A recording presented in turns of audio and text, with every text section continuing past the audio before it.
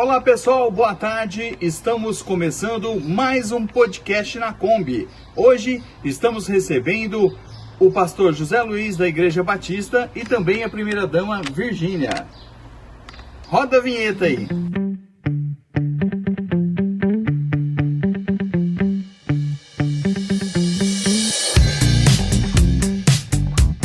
Pessoal, estamos hoje aqui na Kombi recebendo ele, o pastor José Luiz da Igreja Batista e a Virgínia, primeira-dama, né?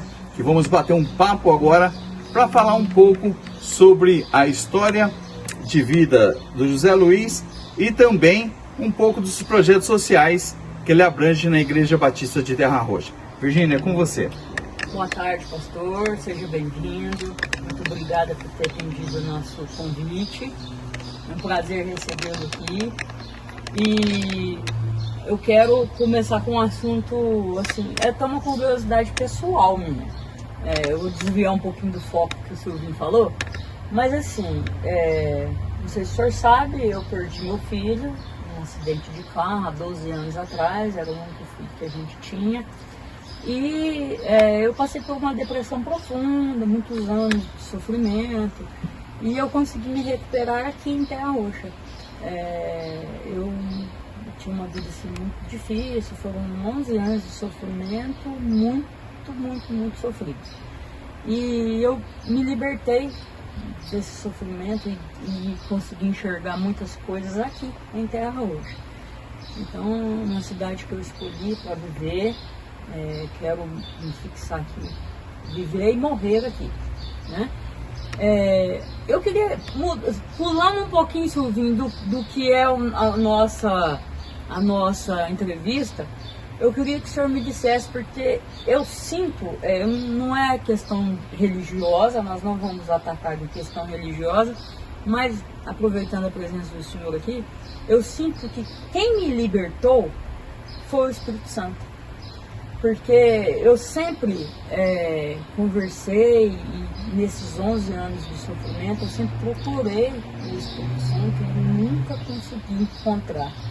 Eu queria que o senhor falasse para nós um pouquinho dessa libertação, do que é o encontro com o Espírito Santo, para a gente poder ter realizações pessoais, realizações religiosas, né? Porque eu acho que as pessoas se encontram com esse conhecimento. Quando você tem esse conhecimento, quando você atinge essa visão, que você consegue esse resgate, eu não sei se posso chamar de um resgate, né? Não seria bem um resgate, seria a condição mesmo.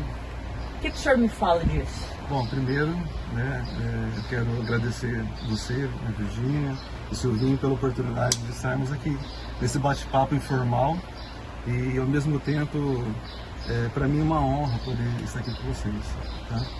Já falando a respeito dessa primeira pergunta sua, às vezes as pessoas elas entendem que o Espírito Santo é uma coisa ou uma força. O Espírito Santo não é nem uma coisa e nem uma força, ele é uma pessoa que opera na vida de cada um daqueles que o buscam. É interessante você estar falando a respeito da busca, porque ele só se manifesta na vida daquele que busca.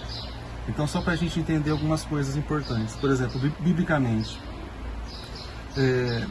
nós sabemos que a Bíblia ela é formada de Antigo Testamento e Novo Testamento, né? O Antigo Testamento é desde a época da criação, o Novo Testamento a partir do nascimento de Jesus ali em Mateus. Ok. O que acontecia no Antigo Testamento com relação às manifestações do Espírito Santo? Então, o Espírito Santo, ele atuava numa pessoa específica, num lugar específico, num momento específico, para trazer uma mensagem específica da parte de Deus. Ok? Então, não era todas as pessoas que tinham essa oportunidade, esse privilégio de ter o Espírito Santo se manifestando na vida deles. Quando Jesus vem, acontece uma coisa impressionante. Quando ele morre e dá o último suspiro na cruz, a Bíblia fala lá em Mateus que o véu do templo se rasgou de alto a baixo.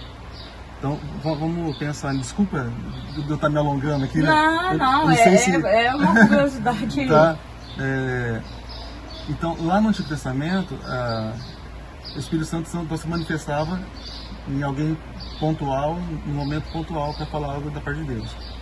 E a presença de Deus, através do Espírito Santo, também era inserida, digamos assim, ele visitava o povo dentro do templo, prédio, e dentro do tabernáculo. O tabernáculo era antes do templo. Primeiro, Deus se manifestava nos tabernáculos, né? Era uma espécie de circo, só que na nossa cabeça o circo é redondo, né? Eu conheci o tabernáculo do Templo de Israel lá em São Paulo, que eu fui fazer uma visita. Do Templo de Salomão. Isso, desculpa, Templo de Salomão. Eu fui fazer uma visita e eu conheci o cenário que eles montaram, eles refizeram toda essa história para você refazer todos os passos, né? Então, quando chega o templo, o primeiro templo construído na época de Salomão, isso foi posterior ao tabernáculo, que era, como tu disse, como um circo, mas uma espécie de algo retangular e não redondo, da maneira que nós conhecemos o circo. Então o Espírito Santo, ele se manifestava ali. E tinha 3 compartimentos. Tinha onde o povo poderia ficar, e aonde era feito oferta de sacrifício, onde os levitas e os sacerdotes podiam ficar, e tinha esse véu, uma espécie de cortina que somente o sacerdote, uma vez por ano, tinha condição ou autorização de entrar. Era um véu, uma cortina. E o interessante disso é que no último suspiro de Jesus, esse véu, estranhamente, sem ninguém tocar nele, se rasga de alto a baixo. O que isso significa? A partir de agora, não é somente o sacerdote que pode entrar na presença de Deus no tabernáculo ou no templo, mas agora, chega até a arrepiar, todas as pessoas que quiserem buscá-lo terão a oportunidade de tê-lo, não visitando a sua vida, mas morando no seu coração. Cara, isso é sensacional. Isso é sensacional. Essa dúvida minha, pastor, não é uma dúvida religiosa. Nós não vamos entrar em mérito de religioso, porque assim, cada um tem uma convicção.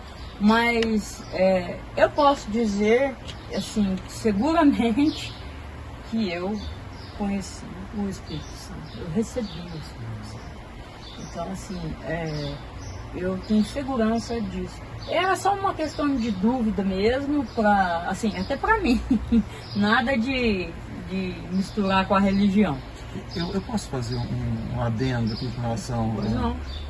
Eu não conheço a sua história, que você perdeu o filho, eu não tinha conhecimento. E você ficou por quanto tempo? 11 anos. Em depressão. Profunda. Então, só pra gente matar esse assunto aqui, o remédio, eu sempre falo isso, o remédio é algo físico, não é?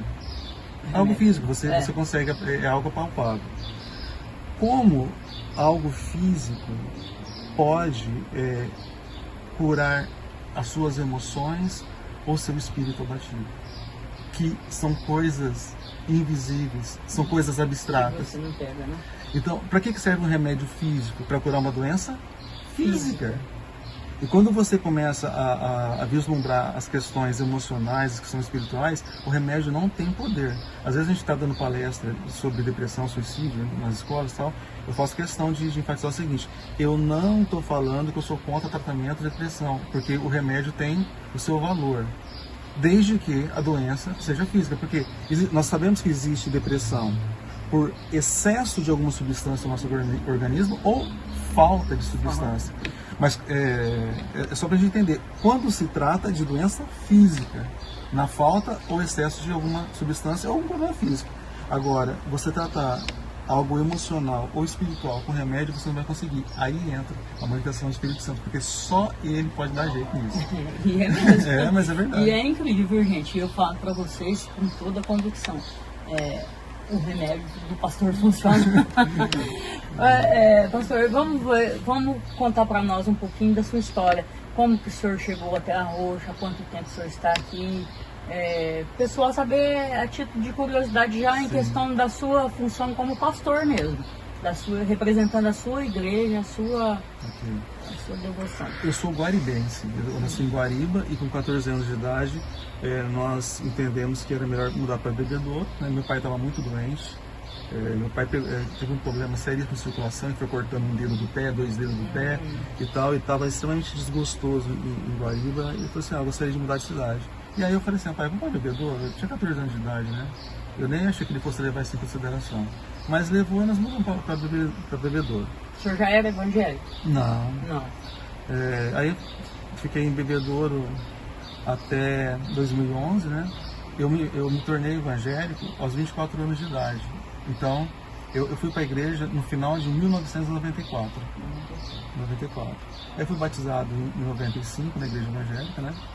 E de lá para cá nunca mais saí, sempre trabalhando dentro da obra de Deus, tal. Nunca pensei em ser pastor, não tinha a mínima intenção disso, né? E aí quando foi no final de 2011, eu estava pastoreando uma das igrejas batistas em Bebedouro, e aí Terra Roxa ficou alguns meses sem pastor. Então me convidaram para ir para Terra Roxa e assim, eu estava num momento muito bom em Bebedouro, porque era pastor da igreja, né? Nós trabalhávamos em 2 pastores, tinha uma escola de música muito grande num prédio dentro da propriedade da igreja. Tinha um prédio no fundo da igreja, muito bom, muitas salas. Então a gente tinha uma escola de música ali. Nossa escola de música tinha 134 alunos. Nossa, a gente recebia alunos da região toda, né? Então, financeiramente eu estava muito confortável, ministerialmente como pastor também, profissionalmente como músico também. Aí de repente me cai de paraquedas esse convite para Terra Roxa, e humanamente seria ridículo eu pensar de sair de uma cidade maior para vir numa cidade menor. Desafios, né? Desafios. Talvez seja algo parecido com aquilo que é a sua história também. Esses são os desafios. E aí as pessoas não entenderam isso. Mas, cara, você vai sair de Bebedouro, a família aqui, tem propriedade aqui, você vai pra Terra Roxa, não conhece ninguém lá, rapaz. E aí eu e a Célia, minha esposa, nós começamos a orar. E aí foi algo curioso também. Eu falei assim, ó, Senhor, eu vou pedir algo pro Senhor assim, no secreto. Né? E se for realmente pra gente ir, eu peço pro Senhor que o Senhor dê um sonho pra Érica. A Érica é minha filha, uma das minhas filhas. É que é a mais grudada, entendeu? Então tinha que ser ela, não podia ser outra. Que a Érica sonhe e ela ia ter o primeiro filho dela na época, em 2011. Então mostra pra Érica em sonho, assim, ela sonhando que eu e a mãe estávamos mudando de cidade. Mas sem ela saber. Sem ela saber. Sem ela saber. Nem pra sério eu falei. Não falei nada pra minha esposa. O Senhor e Deus. Eu e Deus. E para não correr o risco, a oração foi em pensamento. Porque vai que tem alguma coisa gravada, né? E outra coisa, não sei se você vai entender isso, você que nos assiste aí. A Bíblia fala que o diabo não conhece o seu futuro, ele conhece o seu passado, né? E também não sabe aquilo que você pensa. Que você pensa. Eu ia falar agora Entendeu? com o senhor. Eu já soube disso. Que o que você tem em pensamento, o diabo não consegue saber. Ele pode te sugestionar. Mas entendeu? ele não consegue te visualizar. Não. Né? E aí, bom, fiz essa oração.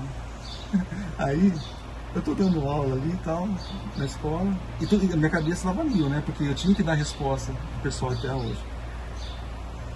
Me vem um aluno, Silvinho. Tô dando aluno pro cara lá de violão, não sei o que tem, Ele falou assim, ô pastor, deixa eu falar uma coisa pra você. Eu sonhei com você essa noite. Falei, é?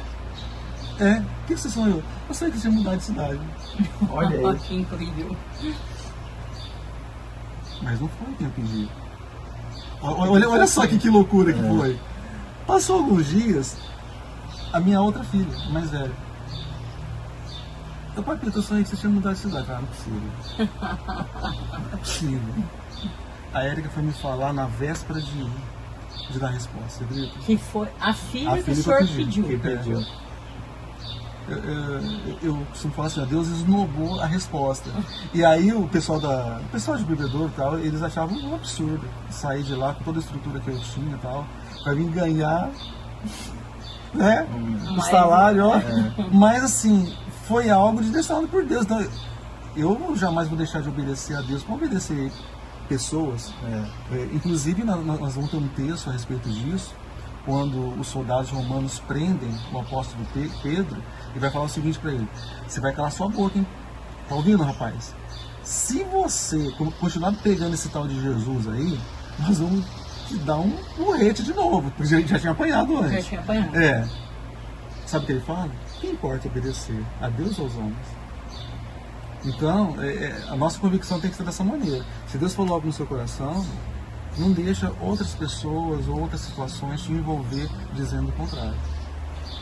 Eu acredito muito, pastor, que o mundo que a gente vive hoje, passamos agora por um processo eleitoral muito difícil, que existiu uma guerra, realmente. Aliás, existiu não, ainda está existindo essa guerra, né? Essa guerra ainda não acabou. Eu acredito muito nos desígnios de Deus, porque tudo tem um propósito na vida da gente, né? E eu acredito muito que com esse mundo difícil que a gente vive, né, Silvinho? O Silvinho já passou por tantas coisas, eu também. Todos já passamos por muitas coisas e todos ainda teremos que passar por muitas coisas, né? Eu acredito muito que Deus, se você não se apegar a Deus, você não consegue fazer nada. Porque a força maior que a gente tem é Deus. E eu fico olhando até aquelas pessoas assim, tem as pessoas que, lógico, não acreditam em Deus, eu respeito.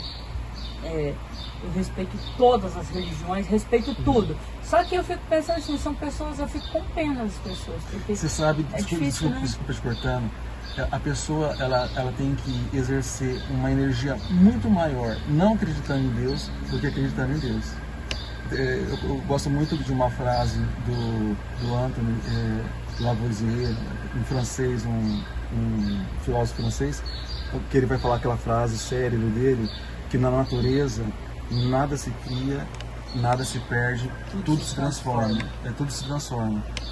Por que eu estou falando isso? Porque o homem acha que alguma coisa e não consegue fazer absolutamente nada sem Deus. Sim. Não é? E eu acho, a gente conversando aqui, a gente acaba voltando para a religião, mas porque... De que sai aqui, Silvinho? Obrigado. A gente acaba voltando para a religião. Nos países mais desenvolvidos, nos países que são países mais ricos, as pessoas melhores de situação, o senhor já viu a reportagem? Eles não acreditam em Deus. Financeiramente, eu quero dizer, as pessoas que têm uma condição financeira boa, eles não acreditam em Deus. E eu fico olhando e falo assim, gente, mas se apegar a quê? Né? No mundo que a gente vive, se apegar a quê? Você sabia que na Europa, na Inglaterra, na Holanda, na França, os grandes templos das igrejas se transformaram em bibliotecas, em boates, em bares, porque houve... a Europa foi o berço, né, do avivamento no mundo, depois dos Estados Unidos. Mas aí as pessoas elas vão se perdendo e vão se distanciando de Deus. E entendem que são alguma coisa sem Ele. Esse é um assunto meio polêmico, né? Porque são cabeças pensantes e cada um com seu pensamento e cada um com seu conhecimento, assim. E eu acredito, como eu disse para o senhor, eu acredito muito que essa força maior, né? Sem ela eu acho impossível viver. Então eu parto desse princípio. Sem essa força a gente não consegue viver. Mas são escolhas, né, pastor? Porque a gente tem um livre-arbítrio, né? Sim. Todos nós temos um livre-arbítrio. E são escolhas que nós, com esse livre-arbítrio, fazemos, né?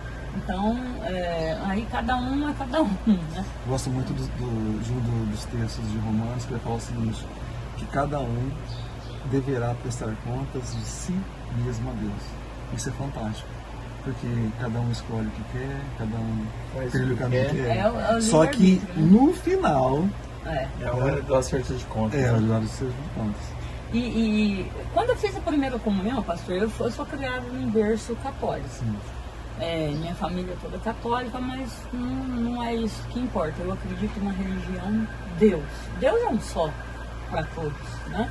Então, a gente tem algumas religiões, existem alguns conflitos entre pensamentos e posições, mas Deus é um só. O seu Deus é o mesmo, o seu nome é todos. O Deus, não existe um Deus católico, um Deus evangélico. Eu acredito que seja um Deus só que são posições diferentes, né? Mas assim, quando eu fiz primeira comunhão, mas tem muitos anos, eu falava assim para minha mãe: mãe, o que eu vou falar com o padre na hora que eu vou lá confessar? E ela me explicava, né? Eu falei assim: mãe, eu não estou entendendo. Minha filha, você vai fazer assim, sabe? Então a gente tem a cultura desde criança, né? Porque eu acho que eu devia ter uns 12 anos, quando eu fiz a primeira comunhão, 12, acredito que por aí, uns 12 anos. E a gente, você já vem de criança com aquela cultura que você traz, e hoje eu vejo muitas pessoas levando seus filhos a religiões, a cultivar um posicionamento, né, pastor? Não digo assim a religiões, mas cultivar já um posicionamento, já ensina os filhos a ter aquele posicionamento. Inclusive isso eu acho que entra muito no seu projeto, né, Silvinho, que você comentou comigo. Isso. Que o projeto que o senhor tem é um projeto com jovens, não é isso, Silvinho, que você comentou comigo? A gente vai falar daqui a pouquinho, então tem vários projetos, né, dentro da igreja, e tem até um projeto social lá que atende as famílias que a gente atende, aí, de pessoas que necessitam, cesta básica, essas coisas. E também tem um projeto disso lá, assistencial, também na igreja dele. E como é grandioso, né, pastor, a gente trabalhar com essa parte de assistencialismo, né? Porque você, no nosso caso, tá? A gente oferece não só o Jesus que salva, mas o Jesus também que olha pelas necessidades dos outros. Isso é fundamental, né? De você não ficar só no blá blá blá, né? Vem aqui, irmão, deixa eu orar por você, tá? Mas eu tô com fome. Você está oferecendo literalmente o alimento. Isso. Né? Você está alimentando as pessoas de todas as formas. Você está alimentando a alma das pessoas e está alimentando o físico, né? Que eu acho que é muito importante, né? A gente trabalhar esses projetos sociais, pastor, eu tenho os olhos muito voltados para ele. Sempre tive. Não por agora estar na condição que estou, de assumir, de Valdir ser o prefeito, meu marido, mas assim, sempre tive os olhos voltados. Quando eu era mais nova, eu sempre fui de fazer, eu gostava de fazer enxoval para criança, para mães. Mas eu fazia enxoval, assim, para bebezinhos, de tudo. Desde o berço, eu consegui todas as doações. Então eu pegava sempre assim, no ano, umas 3 grávidas, eu conseguia tudo. Berço, carrinho, banheiro, enxoval. Então a gente trabalhava assim. Eu gostava deste projeto. Eu já frequentei muito na minha juventude, né? Mais assim, de 14 anos, eu ia em muito asilo, cantava para os velhinhos. É coisa que hoje, eu fazia isso por conta própria, ninguém me falava. Apesar de que a cultura que eu venho, que era de um colégio de freiras e tudo, eles me ensinaram muita coisa lá. Então, assim, a gente tinha um trabalho de associação. Então, talvez por isso eu seja mais voltada para essa área social. E eu gosto muito de ser assistencialista. Eu gosto muito de poder ajudar, porque eu acho que é um pelo outro, né, pastor? Hoje a vida é mais ou menos assim, um pelo outro, né? Se eu te falar que isso é inerente à pessoa, é um dom que Deus nos dá. Porque não é toda pessoa que tem assim, que tem esse feeling, né? Eu não sei assim, eu gosto muito, por exemplo, de inglês. No inglês, a palavra presente, não no sentido de estar presente, né? I am here, estou aqui. Não é a ideia de estar presente, mas a ideia é de presentear, certo?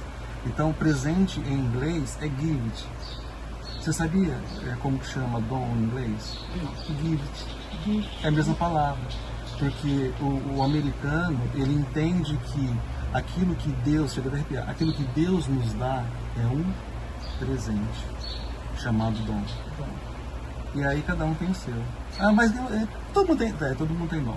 E é incrível, eu acredito, porque assim, minha irmã tem um dom perfeito para cozinha. Eu já não tenho dom para cozinhar, apesar que o Valdir fala que a minha comida é maravilhosa, mas eu não sei não, viu, gente? Ele fala, mas interessado. Mas assim, eu não tenho dom para cozinhar. E falo para ele, Valdir, eu não gosto de cozinhar. Mas, por exemplo, dentro de uma casa eu já me vejo limpando a casa e não me vejo na cozinha. Então, eu acredito nessa fala que o senhor disse, de dom. Eu acho que todo mundo tem o seu. Né? Tem uns que não se encontram, né? Nunca vão descobrir qual que é o verdadeiro dom dele. Mas, tem a questão da habilidade, do dom. A habilidade é aquilo que você gosta de fazer, que você acaba se envolvendo e tal, né? E o dom é algo que só pode ser dado por Deus. Não tem como. Entendeu? Eu acredito nisso. E tem o sentido também, né, pastor? Porque você tem que ter um sentido, né? A pessoa que tem o dom, ela é humana, mas ela tem um sentido para aquilo também, né? Sim. Porque tem pessoas que não lidam com e a questão, pessoas... Isso aí que você está falando é a questão da habilidade. Habilidade, então, quando eu falei que isso é inerente a você, no caso, né, na questão social, é porque é inerente mesmo, né? É como se fosse carimbado. Não, a Virgínia vai ser isso aqui, entendeu? Exatamente. Mas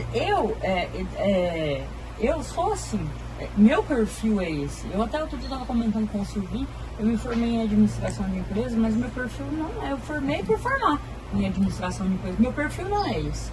E quando o Valdir assumiu a política, que ele assumiu como prefeito, o primeiro semestre eu tive um problema, eu ainda estava com uma depressão profunda e tive um problema de saúde, além de tudo me agravou muito esse problema. Então eu não trabalhei. Quando no segundo semestre eu comecei a trabalhar e comecei a montar minha equipe, as pessoas até falavam, isso aí é política, isso aí, ela não é assim, não vai mostrar daqui a pouco. Eu falo, gente, ninguém consegue ser 100% focus.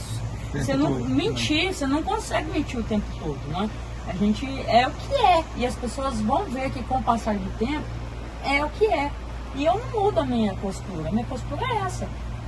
Eu tenho isso como base na minha vida, você entendeu? Então assim, a gente não muda, porque realmente eu preciso disso. Não me gabando, mas é um dom. Sim. Eu já tinha ouvido isso antes de alguma pessoa, mas hoje eu posso falar seguramente porque eu estou firme e seguro para dizer isso. Okay. Antes eu não tinha essa segurança. E eu tenho uma história para comentar com o senhor. Assim, a minha funcionária lá da cidade que eu morava, que era Uberaba, a minha funcionária, ela é extremamente evangélica. E ela está comigo até hoje, muitos anos que ela está comigo. E ela faz serviço para mim até hoje lá. E ela é uma pessoa assim, fantástica. E ela sempre falou comigo, ela falava assim, Dona Virgínia, a senhora vai acontecer na vida da senhora isso. Como se ela estivesse lendo o meu futuro. Eu falava assim, por uma acaso você lê a mão, você sabe ler a vida aí? Eu falava assim, Dona Virgínia, só espera que vai acontecer. E de fato, pastor, tudo que nós conversávamos, parece que era assim, foi desenhado, tudo que a gente conversou foi desenhado, incrível. Como que houve essa mudança e como que as coisas se conduziram. Então eu posso dizer para o senhor que realmente, por experiência, eu vivi isso. Eu posso dar meu testemunho de vida, porque as mudanças que ocorreram na minha vida é um testemunho que eu carrego comigo. Para amanhã eu posso subir num palco de algum lugar e dizer, olha, eu tenho como testemunho de vida. Então, isso não é uma coisa que me contaram, me mandaram, me desenharam, é o testemunho da minha vida. E eu acho isso incrível, incrível, porque tem pessoas que vêm na vida e não passam por isso, né? Tem pessoas que passam desapercebido. Talvez em situações, tem pessoas que... Eu costumava não dizer, mas por que eu? Por que comigo? Mas são desafios, eu acho que a vida promove, né? isso vai gerando crescimento, né? Exatamente, você cresce em várias áreas da sua vida, você desenvolve aptidões, aí eu nem vou falar dons, né? Você desenvolve aptidões que talvez você não as tenha, ou não as tenha entendido que você tem, né? Eu gosto muito. Essa conversa nossa aqui, que eu estou levando muito pro meu lado pessoal, gente, mas porque eu tenho esse testemunho a dar. Porque isso é um testemunho. E assim, eu gosto muito, eu me interajo muito com o assunto. Me interajo muito. Pessoas que me ligam, falam, olha, eu sou... E muitas pessoas evangélicas, viu, pastor? Muitas pessoas evangélicas que me passam no WhatsApp, que me ligam e falam, olha, eu estou orando, você precisa disso, precisa daquilo. Então, assim, venha calhar com o meu dia a dia e que as pessoas não sabem o que eu estou passando. Então, assim, é incrível, como o senhor disse, o senhor pediu que fosse revelado pela sua filha, né? E eu acredito muito nisso aí. E eu acredito, assim, que, como eu disse, hoje com esse mundo difícil que a gente vive, a gente tem que se agarrar no que você também não vê, mas no que você sente, né? A gente tem que alimentar a nossa alma, né, pastor? Com coisas boas. Que o Silvinho vai falar agora, que são seus projetos. Né? Seus projetos são um alimento para a alma. É isso aí. Vamos a um intervalo aí e voltamos já já com o podcast na Kombi.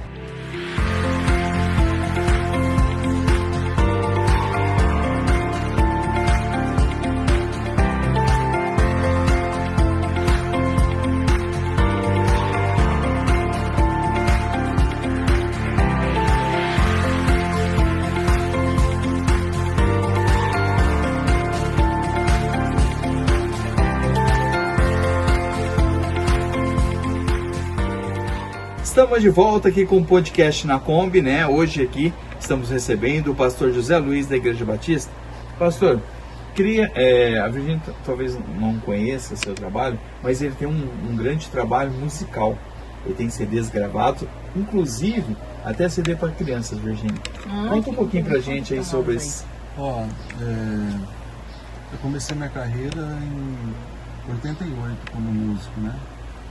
E de lá pra cá, eu viajei assim, muito, fazendo shows, fazendo bailes, aberturas de festas de pinhão. Você possa imaginar dentro do contexto de bandas, né?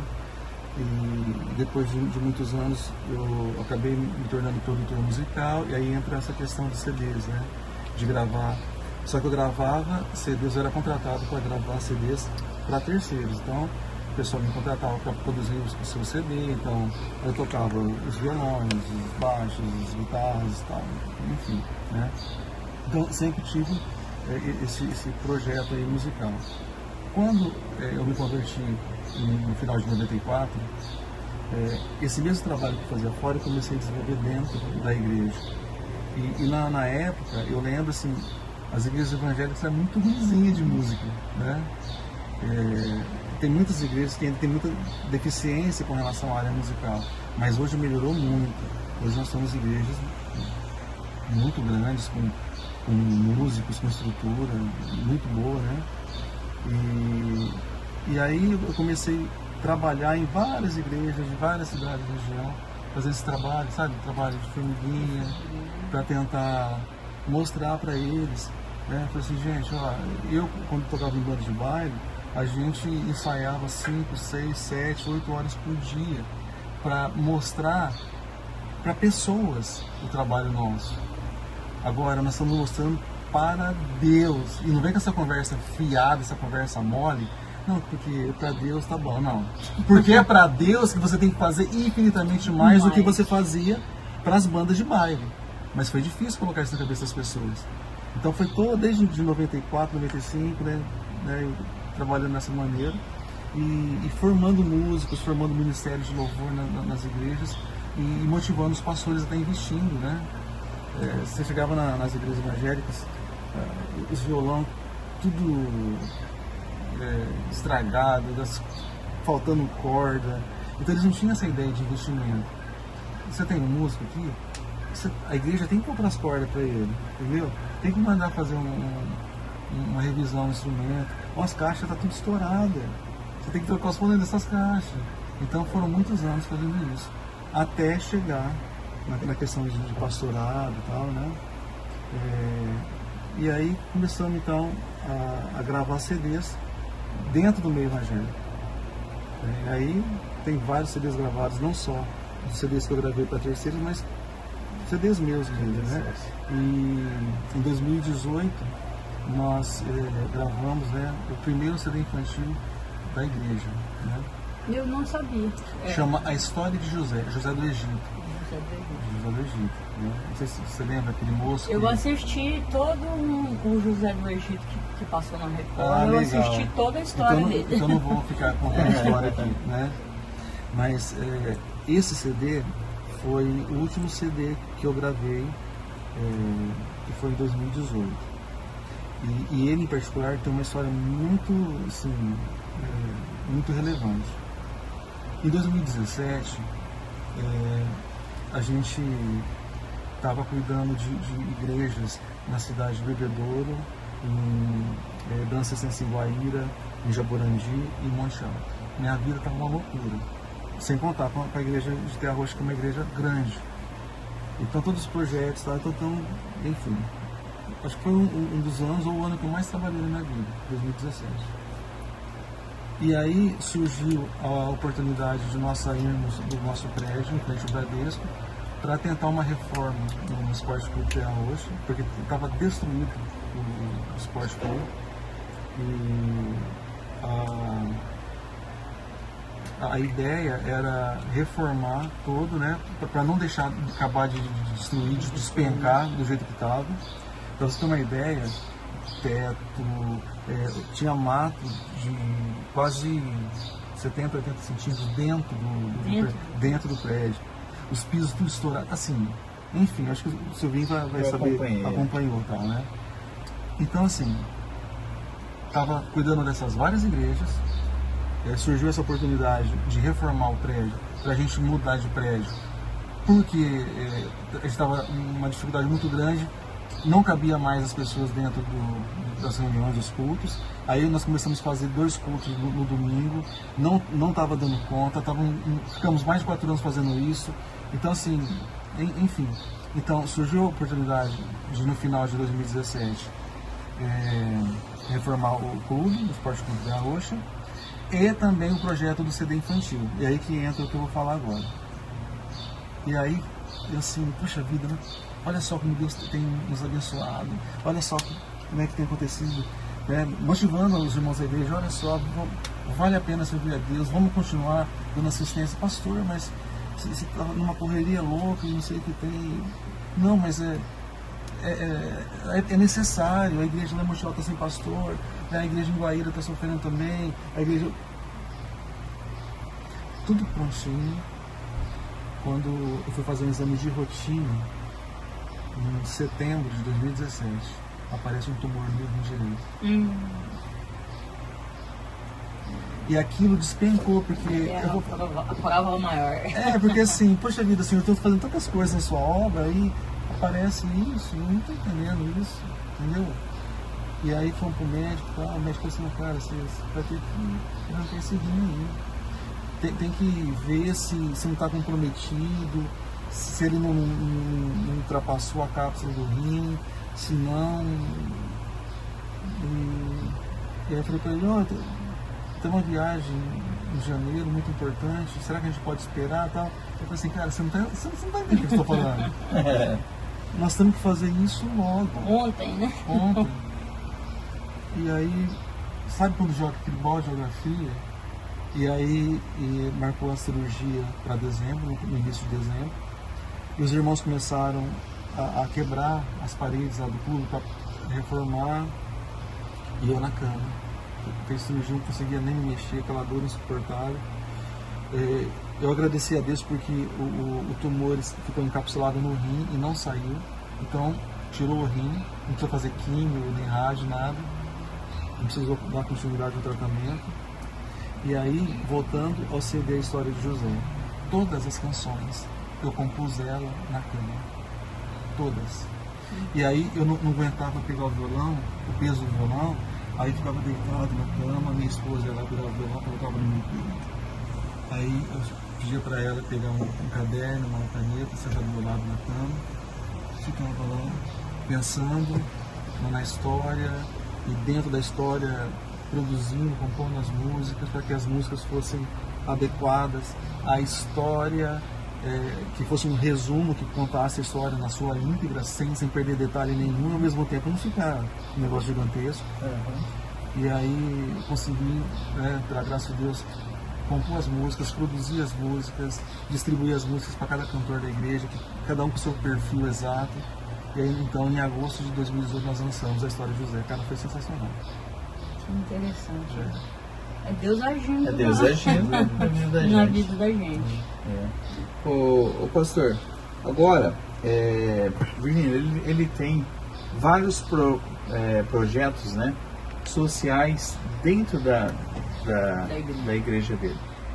Eu até estive presente quando ele fez vamos dizer assim, a inauguração desses projetos.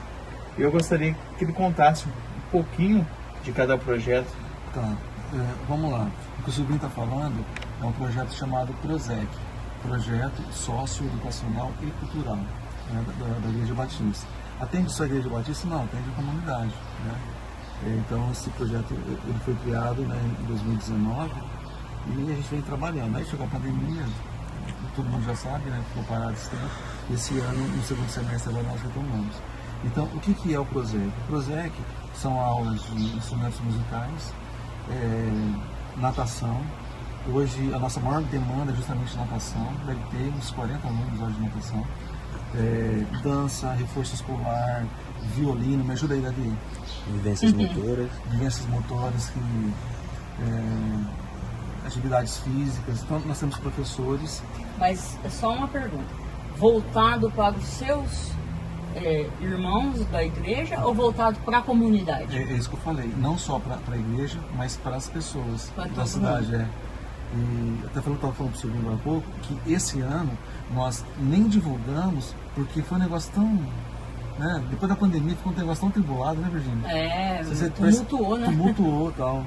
É que as pessoas, eu acho, ficaram muito paradas e elas quiseram fazer tudo ao mesmo tempo. Então, tudo, muita coisa ao mesmo tempo. Então, tumultuou. E aí, inclusive, no próximo dia 18 agora, dia 18 de novembro, vai ser a apresentação desses módulos aqui desse segundo semestre de 2022. Então, o PROSEC, ele atua, então, nessas áreas e com essas modalidades. Agora, dentro da igreja, nós temos infinidade de projetos. Por exemplo, existem as visitas que a gente faz na PM. Você está falando aí, às vezes, as pessoas mandam zap, te mandando alguma mensagem que isso vai de encontro ao seu coração. Todos nós precisamos disso. Isso é um alento, entendeu? Isso é um refrigério no meio de um monte de turbulência que a gente passa, né? Então, a gente faz o trabalho na PM, na Polícia Militar. Nós fazemos um trabalho lá oh meu Deus, na hemodiálise lá em Bebedouro? IBN. Do IBN, já fazem alguns anos que a gente faz esse trabalho lá no IBN. Você poderia ser qualquer igreja de Bebedouro, né? Mas eles convidaram a gente. Convidaram até hoje. Então, nós temos o trabalho nos asilos. Os asilos já tem mais de 8 ou 9 anos que a gente faz o trabalho nos asilos. Tem o trabalho de assistência social, que é a assistência de famílias não só da igreja, mas de fora da igreja. E, inclusive, alguém que nos ajuda muito é a Gislaine do CRAS, que a Gislaine do CRAS, ela é a primeira secretária da nossa igreja. Por que nós alinhamos com ela? Porque ela tem um certo conhecimento daquelas pessoas que realmente necessitam. Porque tem algumas pessoas que pegam a cesta básica sua, da igreja batista, da igreja católica, e às vezes nem precisa. E já aconteceu, quem comanda esse ministério é minha esposa, de chegar lá com a cesta básica e tá uma churrascada lá, o pessoal bebendo. Pô, o cara fica até de brincadeira. Pedir cesta básica. Isso aí acontece conosco todo dia. A gente vivencia isso direto. Então, nós demos esse corte. A gente auxilia realmente, a gente começa a fazer, então, uma triagem mais séria com relação a isso, né? Para não virar a casa da mãe Joana. Desculpa se tem alguma Joana aí nos assistindo. Então, tem esse projeto. A questão do projeto com crianças, com pré-adolescentes, com adolescentes, com jovens, assistência com casais. Claro, assim, é um leque muito grande. Né? Você desenvolve algum projeto assim para afastar crianças assim das drogas? Nós temos um projeto chamado Cristolândia. Tanto nós temos a Cristolândia dentro da Igreja Batista de homens, de mulheres e de crianças, né, que passa por esse processo aí. Agora, de uma maneira direta, nós temos os grupos e temos a liderança que acaba trazendo essas crianças para tentar aliviar um pouco a carga familiar, porque ninguém de nós podemos interferir na família, mas a gente pode tentar, pelo menos, salvar a criança no sentido de não deixar com que elas se desgaste mais do que ela tem se desgastado com o pai, com a mãe. Inclusive, uma coisa que me chamou a atenção, uma das palestras que nós demos agora, algumas semanas atrás, numa das escolas da cidade, nós fomos lá para dar palestra sobre crise de ansiedade na infância e tal, na adolescência. E aí, uma das escolas, terminei a palestra, e aí eu perguntei assim, se a gente puder fazer mais alguma coisa. Eu estou falando dessa escola porque nas outras escolas aconteceu coisas diferentes, mas não isso que eu vou falar. E aí eu falei assim, se precisar de alguma coisa, como fiz nas outras escolas, então vocês procurem e tal. Mas assim, eu falei isso, depois vocês me procuram, depois a gente marca uma data. Virgínia do céu, começou a ficar criança, aquele monte de criança, nós chegamos na escola, 12:30, minha esposa. Nós saímos, era quase 4 horas da tarde, atendendo criança por criança, chorando, decepcionadas, frustradas, tudo que você possa imaginar, certo? O que eu percebi? Eu percebi que as maiores crises de ansiedade dessas crianças de 11, 12 anos era pela falta do vô ou da avó. Porque muitas delas, os pais não são mais referência para elas. Entendeu? Então, isso... Diferença de família. De família. Então, isso, nós aqui que mexe com pessoas, que nós somos pessoas públicas, isso tem que acender um radarzinho na nossa cabeça. Porque, eu não estou falando que todos os pais, de uma maneira genérica, não são bons referenciais, não é isso. Mas aquelas crianças, aquelas muitas crianças que nós atendemos nessa escola, a maior parte das crises que elas têm é pela falta do vô ou da avó que faleceram na época do Covid. Então, assim, se eu não tenho mais meu vô e minha avó que eram referenciais para mim, e os meus pais já não são mais, o que eu vou fazer da minha vida? Bem por aí mesmo. E realmente isso tem que acender um sinalzinho de alerta, né? Não só nós como pastores, mas o poder público, e começar a pensar um pouco melhor a respeito disso. O Covid ele deixou muita sequela, né? Deixou. Muita sequela, tanto física quanto emocional, espiritual, né? Sim. Então são sequelas que acredito que prejudicou muito, prejudicou assim uma parcela grande da população mundial, né? Foi a nível mundial, Sim. né? Então, assim, a gente conversa aqui a nível municipal, a nível nacional, mas foi a nível mundial, né?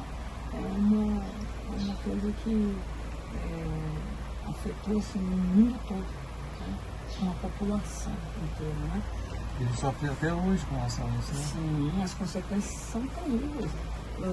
As consequências são vistas a olho nu aí, né? E as pessoas às vezes não têm noção, né? De que foi de que foi essa crise, né? Covid. Mas virou político, virou guerra, virou tudo, né? E as pessoas, assim, nem passando por isso, né? Pela assim, a perca de um monte de gente, vendo, né, que o mundo passou, muitas pessoas não mudaram o seu jeito de ser. Elas né? não entenderam nada. Não entenderam nada, não, né? Parece que aquilo ali foi um sinal, falou, ó, acorda, né? Mas parece que não acordaram, continua naquele mundinho deles lá que não tem jeito. O homem é complicado. É complicado. É o que as pessoas falam. Se Jesus voltar hoje ainda, ele está enrolado, porque rejeitariam ele de novo. De novo as pessoas vão rejeitar novamente, porque hoje parece que a cabeça das pessoas estão bem pior do que lá naquele tempo. Pelo menos lá atrás, né, nessa época aí, existia um temor muito grande. As pessoas, se você pegar, por exemplo, os escribas e fariseus, que eram estudiosos da época, eles rejeitaram Jesus por excesso de zelo à palavra. Olha que coisa interessante, né? Hoje, assim, uma falta de temor incrível. Uma displicência. Displicência, mas o senhor sabe que eu vejo sobre isso que a gente está conversando, esse desprezo, eu acredito que se atribui muito à palavra ambição. Ambição em todos os sentidos, viu, pastor? Ambição econômica, ambição educativa, ambição de tudo. Porque, assim, é o famoso, a famosa palavra inveja, né? Eu acho que as pessoas não caem muito nisso, porque ela não está programada, né? Eu brinco muito assim, o tio que o Teco não está muito programado para entender as situações, né? Os recados que são mandados, né? Um texto que eu gosto muito, que resume bem isso, Mateus capítulo 7, versículo 12, Jesus falando, faça aos outros aquilo que você gostaria que os outros fizessem a você. Porque a partir disso que eu estou falando, Jesus falando, né, é o que se resume toda a lei de Moisés e a lei dos profetas.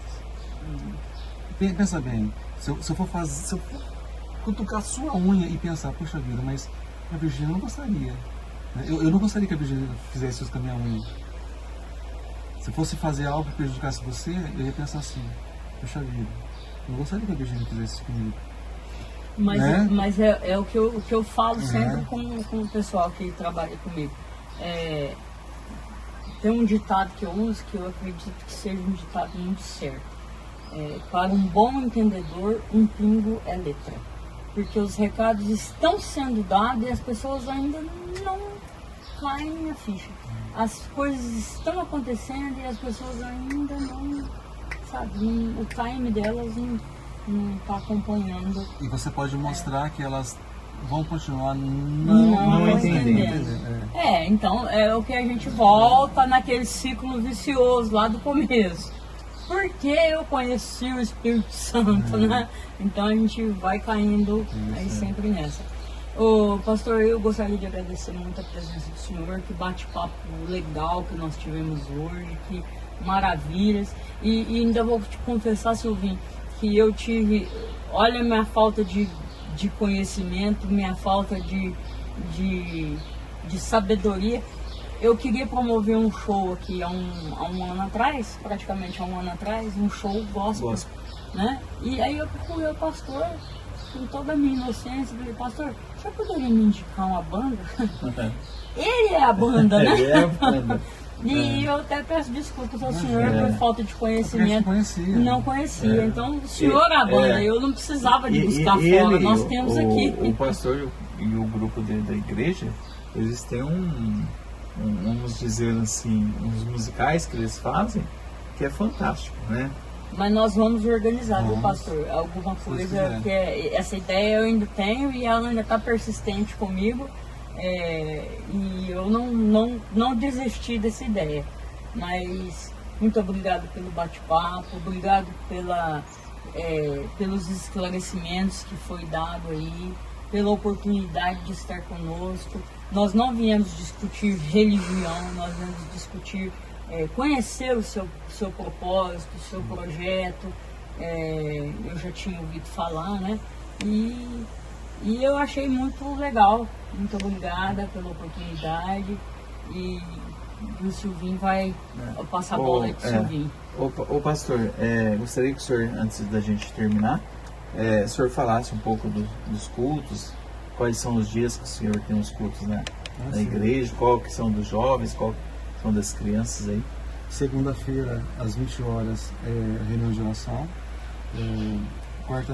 Quinta-feira, às 19h30, um culto, um culto público. Na sexta-feira nós temos o trabalho com pré-adolescentes, com juniores. No sábado nós temos trabalho com jovens, sábado à noite também, às 19h30. Domingo pela manhã nós temos trabalho com criança, às 9 da manhã. E às 18h30 o nosso culto aberto, a celebração, às 18h30. Tá, e antes da gente se despedir aqui, gostaria que o senhor fizesse uma oração aí pra gente. Muito prazer. Quero agradecer, viu, Virgínia, o convite, o Silvinho. É um prazer realmente ter estado aqui nesse momento não tão importante. Tá bom? Muito obrigada.